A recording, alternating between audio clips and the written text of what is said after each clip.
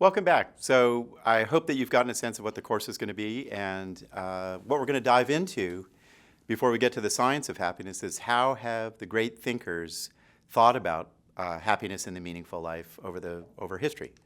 This is really one of the oldest questions that humans have been grappling with, which is, how do I lead a meaningful life? What is happiness? How do I cultivate the happiness of people around me? Scientists have really gotten into this game really relatively late, and there have been great thinkers for quite some time who have really grappled with this fundamental question of what is happiness.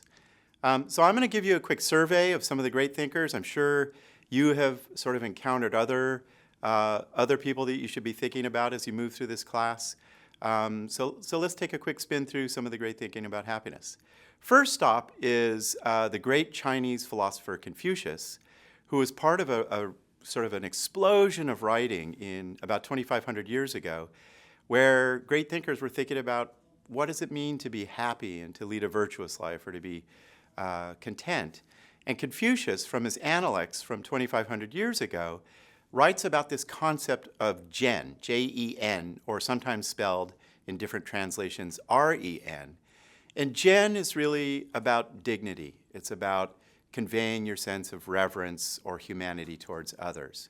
Let me give you an illustrative quote that really gets to the heart of the philosophy of Confucius and Zen.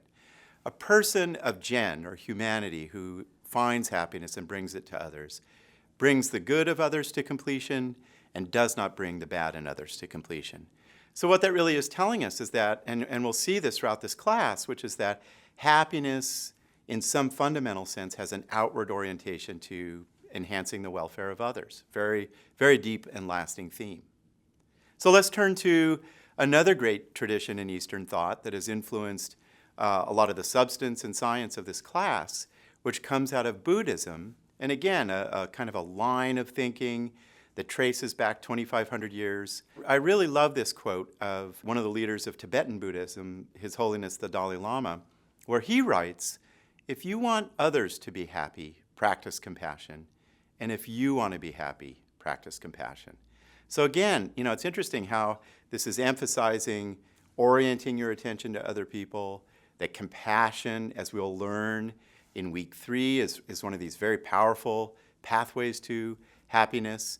And this thinking of the Dalai Lama really is part of a broader tradition in Buddhism that many of you have probably heard about, where they talk about this state of peacefulness and contentedness and happiness, sometimes called nirvana.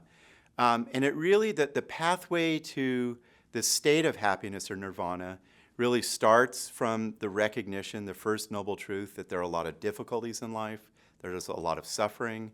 The second noble truth, that we suffer because of illusions, because of grasping for things that might not bring us happiness, because of certain kinds of ignorance. That we find nirvana and happiness and peacefulness when we kind of detach from these clinging tendencies and grasping. And then there are all these very practical recommendations in Buddhist philosophy that get us to this state of detachment or nirvana or happiness. Things like sort of practicing equanimity and calmness, or things like kind speech, which we'll talk about. A great emphasis is placed once again on compassion or karuna, of really sort of being concerned about the welfare of others and being kind. So again, we see this sort of outward orientation that we'll return to in different parts of the class. Yet another great tradition in Eastern thought, emerging 2,500 years ago, a little bit less recognized today, is Taoism, that really comes out of, first of all, Lao Tzu, the great Chinese philosopher, and his influential book, Tao Te Ching. And I think the Taoist tradition really kind of returns us to a couple of really important themes, challenging themes, if you will. One is that happiness is often paradoxical, that kind of the meaning of life may not necessarily be grasped by your rational mind, that we have to experience it, that we have to let it unfold. I love this quote from the Tao Te Ching of Lao Tzu that brings into focus kind of the paradoxical nature of happiness and meaning, and some counterintuitive notions. So in this quote, Lao Tzu writes, "When man is born, he is tender and weak. At death, he is stiff and hard. All things, the grass as well as the trees, are tender and subtle while alive. When dead, they are withered and dried. Therefore, the tender and the weak are the companions of life. The stiff and the hard are companions of death.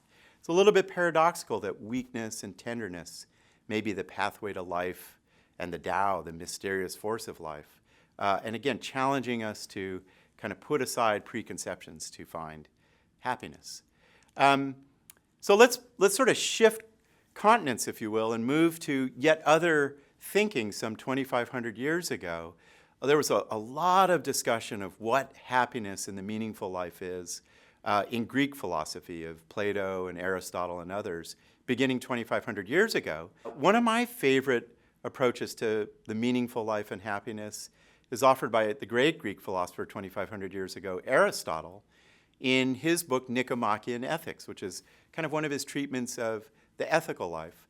And the Greeks were really interested in how happiness is really found at the end of life when you're summing up the things that you've given to the world and kind of the balance of virtuous acts that you may have engaged in while alive.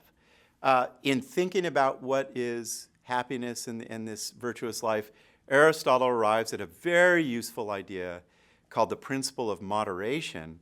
And there, what he reasons, and this will be useful for you when you think about all the different passions and emotions and sort of mental tendencies that we talk about in this class, what Aristotle would argue is that we really have to accept them all, that they all have their place and function when cultivated in the right way. So Aristotle writes, in articulating his principle of moderation, anyone can become angry. That is easy. But to be angry at the right person and to the right degree and at the right time for the right purpose and the right way, that is not within everybody's power and it's not easy. And that really is the appropriate fashion, that our passions, when cultivated in the right context, bring us happiness in the good life. And even emotions like anger, when, for example, engaged in cases of societal injustice, actually bring about a lot of good and happiness. So Aristotle's suggesting moderation and acceptance of the different passions as a pathway to happiness.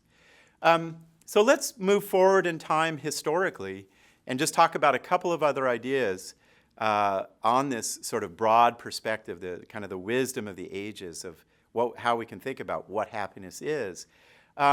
Coming out of European philosophy, and might not surprise you, parts of France and elsewhere, was a hedonistic view of happiness.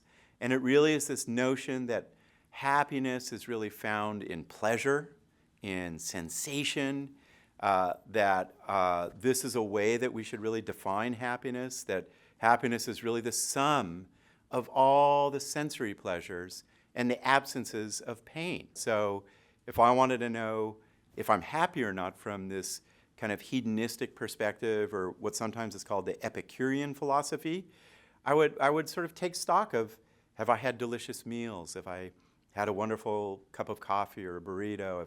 Have I enjoyed the beauty of walking in the woods or the nice sensation of sun on the skin? And that would tell me that I'm happy today, is really based in my sense of the sensations I've experienced. Building on that, and I think a really powerful idea that in many ways is a founding idea of the Greater Good Science Center, comes out of the Enlightenment era philosophers of the 18th and 19th century, which is called Utilitarianism. And this is really kind of the notion that is articulated by John Stuart Mill and Jeremy Bentham and others, and it's such a useful idea, which is that happiness is found in your actions that bring about the greatest happiness for the greatest number of people. Again, just think about that happiness is found in actions that lift up the welfare of as many people as possible. And what that starts to do, as we saw with a lot of the Eastern thinkers as well, is that happiness may not necessarily be about your own personal pleasure, right, or the delights you experience, but rather it's about bringing a lot of good to other people. It's about lifting up communities as a way to define happiness. And this philosophy really was a very important underpinning when Thomas Jefferson wrote that really we have to guarantee the fundamental rights of life, liberty, and the pursuit of happiness. That if you allow societies to pursue this utilitarian notion of happiness, of lifting up the welfare of others, societies will do pretty well. Of course, there are other great traditions in thinking about happiness, and it's embarrassing just to devote this limited time to these great traditions. You know, there are Judeo-Christian thinking about certain forms of happiness, and I'd really recommend reading Darren McMahon, a Florida State philosopher and historian who's written about happiness from this historical, philosophical perspective. Some of you may kind of be aware of more Hinduist approaches emerging out of India about how happiness is really found from the freedom from desire, very Buddhist idea of non-clinging, non-attachment. Some of you may practice the ancient traditions of yoga and the breathing postures and the way of cultivating happiness through physical postures.